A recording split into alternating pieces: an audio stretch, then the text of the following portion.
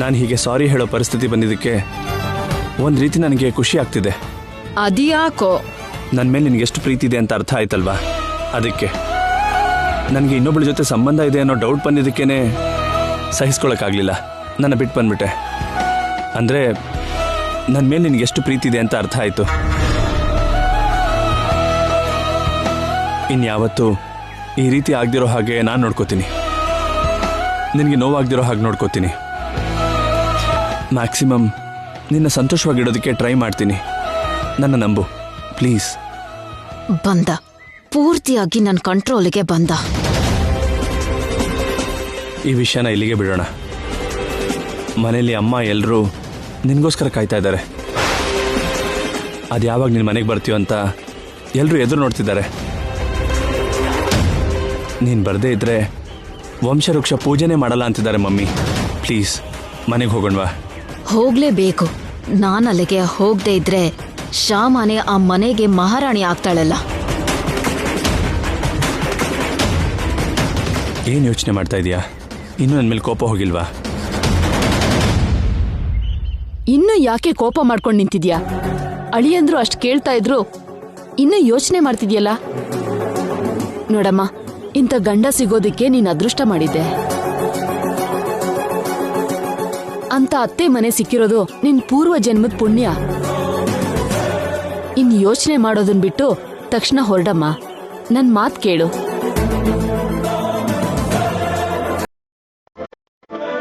ಸರಿ ಮಮ್ಮಿ, ಮನೆಗೆ ಹೋಗ್ತೀನಿ.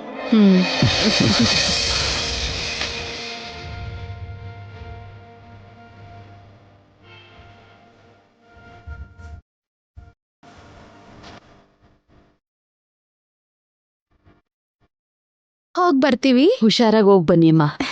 ಹೋಗ್ ಬರ್ತೀನಿ ಮಮ್ಮಿ. ಸರಿ.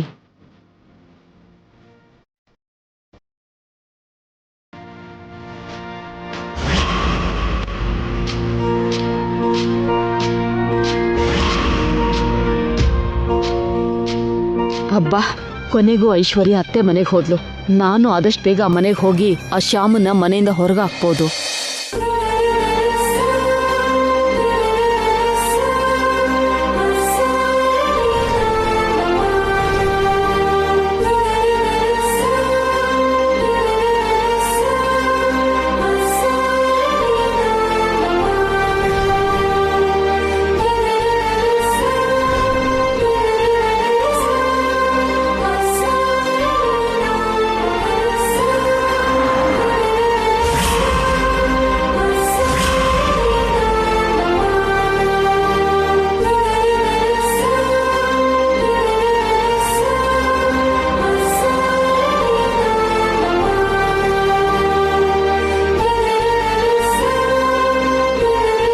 ಏನ್ರಿ, ಒಂದ್ ನಿಮಿಷ ಕಾರ್ ನಿಲ್ಸಿ. ಯಾಕೆ ಶ್ಯಾಮ? ನಿಲ್ಸ್ರಿ, ಹೇಳ್ತೀನಿ.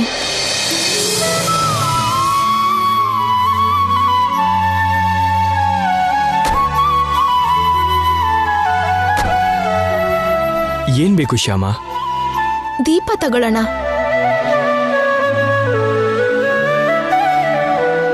ಇವತ್ತು ಕಾರ್ತಿಕ ಪೌರ್ಣಮಿ ಅಲ್ವಾ, ದೀಪ ಹಚ್ಬೇಕು. ಆಲ್ರೆಡಿ ಮಮ್ಮಿ ದೀಪ ತರಿಸಿರ್ತಾರಲ್ವಾ ಶ್ಯಾಮ?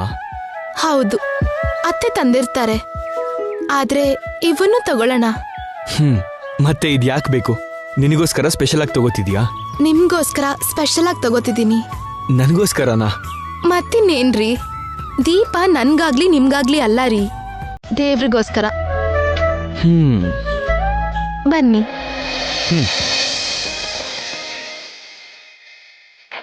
ಎಷ್ಟಣ್ಣ ಡಜನ್? ಡಜನ್ 165 ಅಮ್ಮ.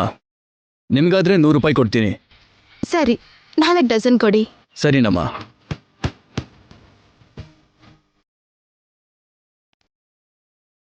ತಗೊಳ್ಳಿಮ್ಮ. ಒಟ್ಟು 400 ರೂಪಾಯಿ ಅಮ್ಮ. 400 ಅಂತೆ ಕೊಡಿ. ನನ್ನ ಪಾಕೆಟಲ್ಲಿದೆ, ತಗೋ. ಕೊಡು.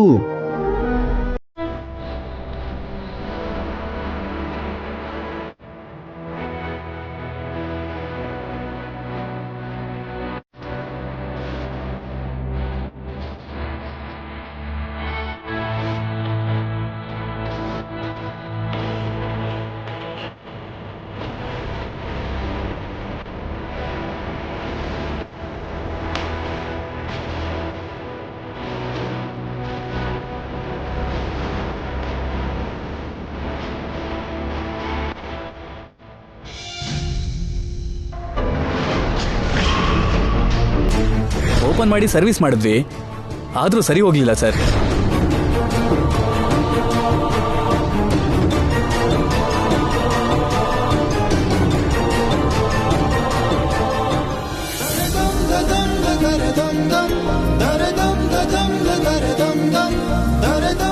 ಏನ್ ಮಮ್ಮಿ, ದೀಪಾವಳಿ ಮುಗಿತಲ್ವಾ, ಮತ್ತೆ ದೀಪ ರೆಡಿ ಮಾಡ್ತಿದ್ಯಾ? ಇನ್ನೊಂದ್ ದೀಪಾವಳಿ ಬಂತೇನೋ. ಇನ್ನೊಂದ್ ದೀಪಾವಳಿ ಅಂದ್ರೆ? ಅದೇ ಮಮ್ಮಿ, ಮತ್ತೊಂದ್ ದೀಪಾವಳಿ ಹಬ್ಬ ಬಂತೇನೋ ಅಂತ ಅನ್ಕೊಂಡ್ವಿ. ಅಷ್ಟೆಲ್ಲ ದೀಪಾವಳಿ ಬರಲ್ಲ ಕಂದ, ವರ್ಷಕ್ಕೆ ಒಂದೇ ಸಾರಿ ದೀಪಾವಳಿ ಹಬ್ಬ ಬರೋದು. ಹೌದಾ?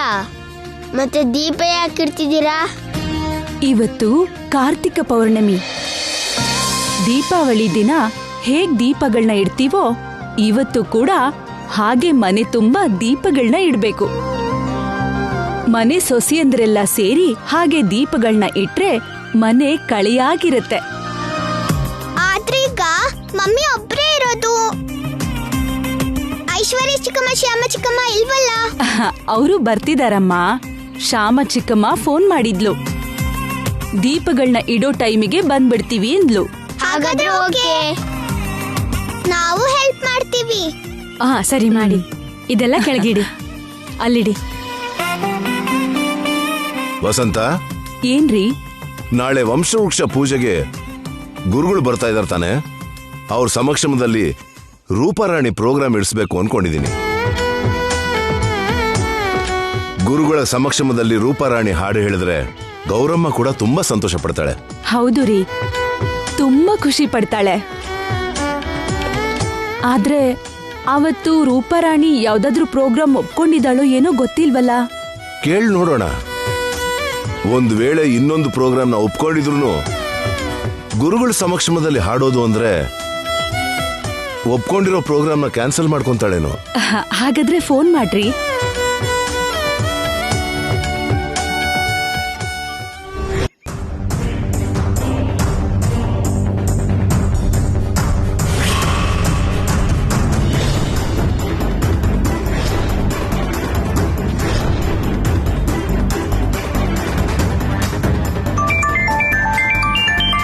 ಇದೇನು ಆನಂದ ವರ್ಮಾ ಅವ್ರು ಫೋನ್ ಮಾಡ್ತಾ ಇದ್ದಾರೆ. ಹಲೋ ಅಣ್ಣ. ಹಲೋ ಗೌರಮ್ಮ, ಚೆನ್ನಾಗಿದ್ಯಮ್ಮ? ಚೆನ್ನಾಗಿದ್ದೀನಿ ಅಣ್ಣ, ನೀವ್ ಹೇಗಿದ್ದೀರಾ? ನಾನ್ ಚೆನ್ನಾಗೇ ಇದ್ದೀನಿ. ನಾವು ಮಾಡ್ತಿರೋ ವಂಶವೃಕ್ಷ ಪೂಜೆ ದಿನ ಗುರುಗಳು ಬರ್ತಾ ಇದ್ದಾರೆ. ಆವತ್ತು ಗುರುಗಳ ಸಮಕ್ಷಮದಲ್ಲಿ ನಿಮ್ಮ ರೂಪಾರಾಣಿ ಪ್ರೋಗ್ರಾಮ್ ಇಡಿಸೋಣ ಅಂತ ಅನ್ಕೊಂಡಿದ್ದೀನಿ. ಆಗುತ್ತಾ? ಖಂಡಿತ ಆಗತ್ತೆ ಅಣ್ಣ. ಅಲ್ಲ, ಅವತ್ತೇ ನೀವೇನಾದ್ರೂ ಬೇರೆ ಕಡೆ ಪ್ರೋಗ್ರಾಮ್ ಒಪ್ಕೊಂಡಿದ್ದೀರಾ ಏನೋ?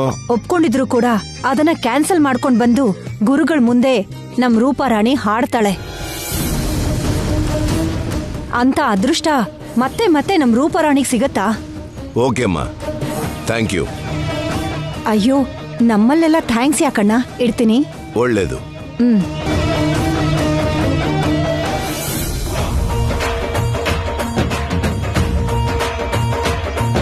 ನಾನು ಹೇಳದ್ನಲ್ಲ ವಸಂತ, ಗೌರಮ್ಮ ಬೇರೆ ಪ್ರೋಗ್ರಾಮ್ ಕ್ಯಾನ್ಸಲ್ ಮಾಡಿದ್ರು ನಮ್ ಪ್ರೋಗ್ರಾಮ್ ಬರ್ತೀನಿ ಅಂತಿದ್ದಾಳೆ. ಬರ್ತಾಳೆ ರೀ. ಗೌರಮ್ಮನ್ಗೆ ನಾವು ಅಂದ್ರೆ ತುಂಬಾ ಅಭಿಮಾನ. ನಾವು ಮಾತ್ರ ಅಲ್ಲ, ಶ್ಯಾಮ ಅಂದ್ರೂ ಅವಳಿಗೆ ತುಂಬಾ ಅಭಿಮಾನ.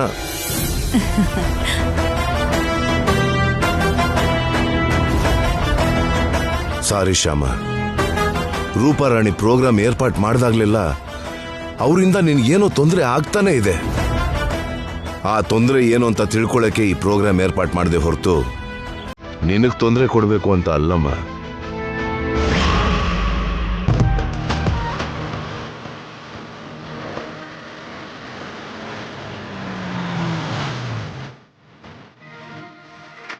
ವಸಂತ, ವೈದೇಹಿ, ಬೇಗ ಬನ್ನಿ. ನೋಡಿ, ಏನ್ರಿ? Aishwarya ಬಂದ್ಬಿಟ್ಲು.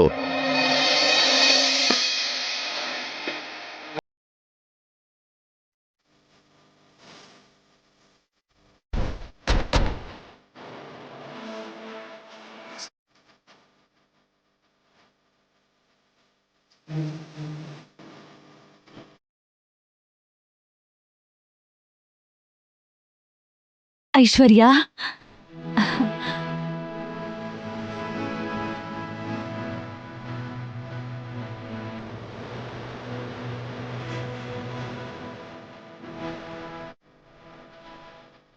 Thank you Aishwarya, thank you very much.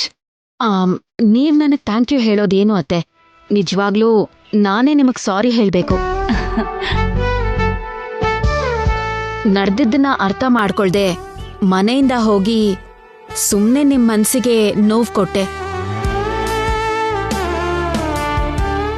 ಸಾರಿ ಮಾವ. ಪರವಾಗಿಲ್ಲಮ್ಮ, ನಿಜ ಗೊತ್ತಾದ್ಮೇಲೆ ವಾಪಸ್ ಬಂದಲ್ಲ, ನಮ್ಗಷ್ಟು ಸಾಕು. ಕಾರ್ತಿಕ ಪೌರ್ಣಮಿ ದಿನ ನಮ್ಮನೆ 3 ಜನ ಸೊಸೆರು ಮನೇಲಿರೋ ಅದೃಷ್ಟ ನಮಗ್ ಸಿಕ್ಕಿದೆ ಅಂದ್ರೆ ಅದಕ್ಕೆ ಕಾರಣ ಶ್ಯಾಮಾರಿ.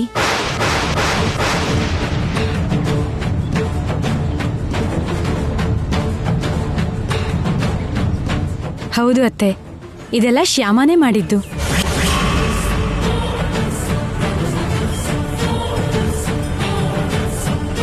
ತವ್ರ ಮನೆಗೆ ಹೋಗಿದ್ದ ಐಶ್ವರ್ಯನ ವಾಪಸ್ ಕರ್ಕೊಂಡ್ ಬಂದಿದ್ದಲ್ದೆ ಎಷ್ಟೋ ವರ್ಷದಿಂದ ಅಖಿಲ್ಗಿರೋ ಕತ್ಲೆ ಭಯನೂ ದೂರ ಮಾಡಿದ್ದು ನಮ್ ಶ್ಯಾಮನೇ.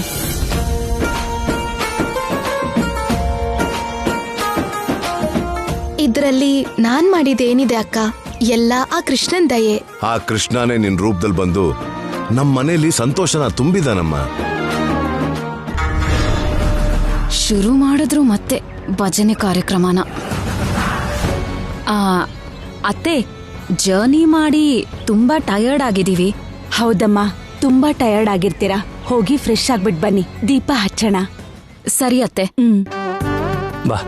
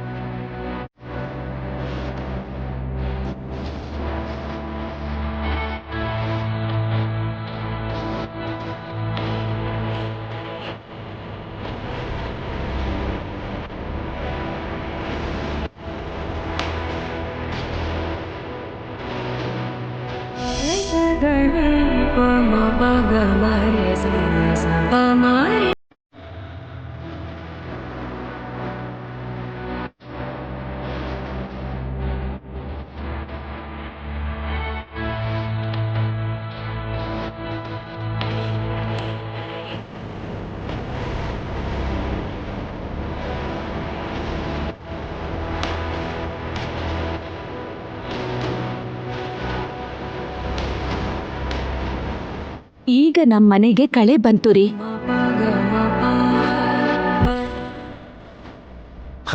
ಈಗಲ್ಲ ವಸಂತ, ಯಾವಾಗ್ಲೂ ನಮ್ಮ ಮನೇಲಿ 3 ಸೊಸೆಂದ್ರು ಇದ್ರೇನೆ ಈ ಮನೆ ಕಳೆ ಬರೋದು.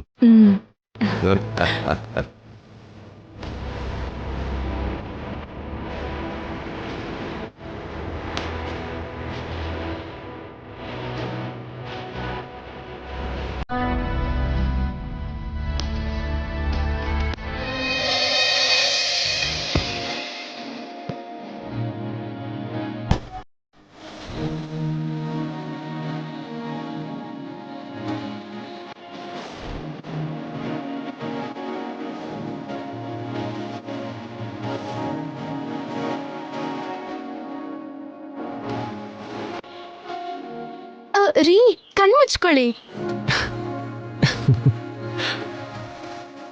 ಯಾಕೆ ಶ್ಯಾಮ? ಹೇಳ್ತೀನಿ, ಕಣ್ಮುಚ್ಕೊಳ್ಳಿ.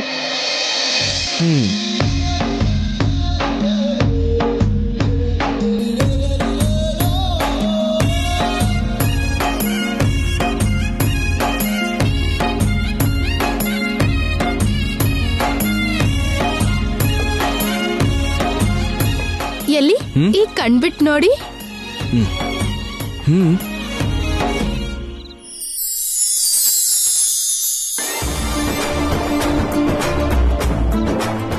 ಆಲ್ರೆಡಿ ಮಮ್ಮಿ ದೀಪ ತರಿಸಿರ್ತಾರಲ್ವಾ ಶ್ಯಾಮ? ನಿಮ್ಗೋಸ್ಕರ ಸ್ಪೆಷಲ್ ಆಗಿ ತಗೋತಿದ್ದೀನಿ.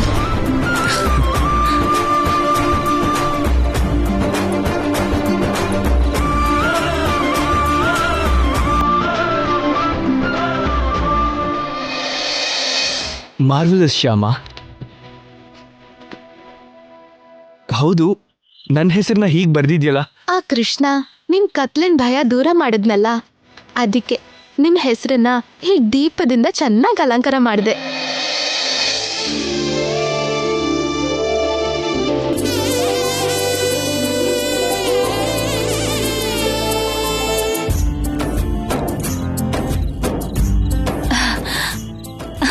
ತುಂಬಾ ಚೆನ್ನಾಗಿದೆ ಶ್ಯಾಮ. ಕೃಷ್ಣನ್ ಮುಂದೆ ನಿನ್ ಹೆಸರು ಹಾಗೆ ದೀಪದಿಂದ ಬೆಳಗ್ತಿದ್ರೆ ಶ್ಯಾಮನ್ ಮುಖನೂ ಹೇಗ್ ಬೆಳಗ್ತಿದೆ ನೋಡು. ಈ ಸಂತೋಷದ ಸಮಯದಲ್ಲಿ ಬಾಯಿ ಸಿಹಿ ಮಾಡ್ಕೋಬೇಕು. ಆನು ಹಾ,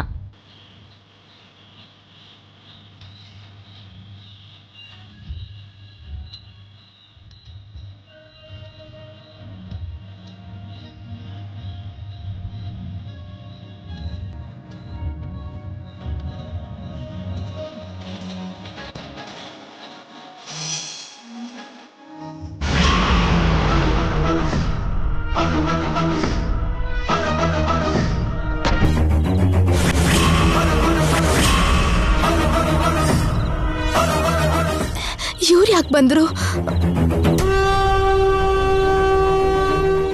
ಅಮ್ಮವ್ರೆ, ಏನಮ್ಮವ್ರೆ ಹೀಗ್ ಸಡನ್ ಆಗಿ ಬಂದ್ರಲ್ಲ? ಹಾಡಿನ ಪ್ರೋಗ್ರಾಮ್ ಇದೆಯಲ್ಲ,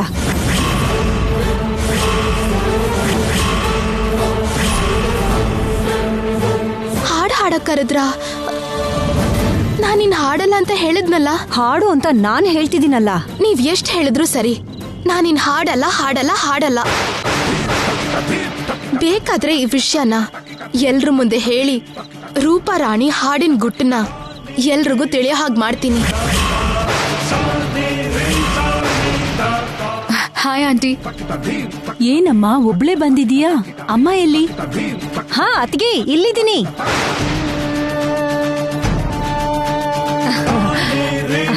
ಓ, ಶ್ಯಾಮ ಹತ್ರ ಮಾತಾಡ್ತಿದೀಯಾ? ಹೌದು ಅತ್ತಿಗೆ. ಎಷ್ಟಾದ್ರೂ ನಿನ್ಗೆ ನಮ್ಗಿಂತ ಶ್ಯಾಮನೇ ಮುಖ್ಯ ನೋಡು. ಹೌದು ಅತ್ತಿಗೆ, ಎಷ್ಟೇ ಆದ್ರೂ ಒಂದೇ ಊರೋರಲ್ವಾ.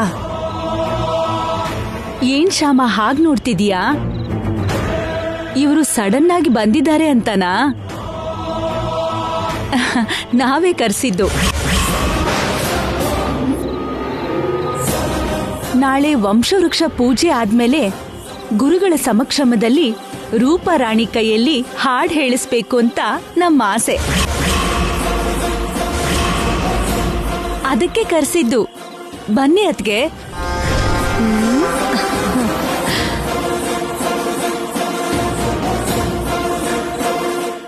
ಬನ್ನಿ. ಹಾ ಸರಿ ಅತ್ತಿಗೆ.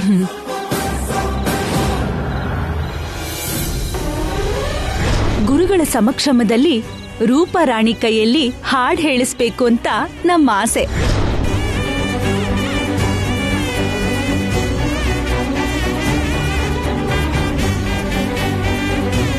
ಏನ್ ಶ್ಯಾಮ ಇದು? ನಾನು ಹಾಡಲ್ಲ ಅಂತ ನೀನ್ ಎಷ್ಟೇ ಹೇಳಿದ್ರು ಕೂಡ ಆ ಗೌರಮ್ಮ ಬಿಡ್ತಾನೆ ಇಲ್ವಲ್ಲ. ಹೀಗೆ ಹಿಂದೆ ಬಿದ್ದು ಹಾಡಿಸ್ತಿದ್ರೆ ಹೇಗೆ?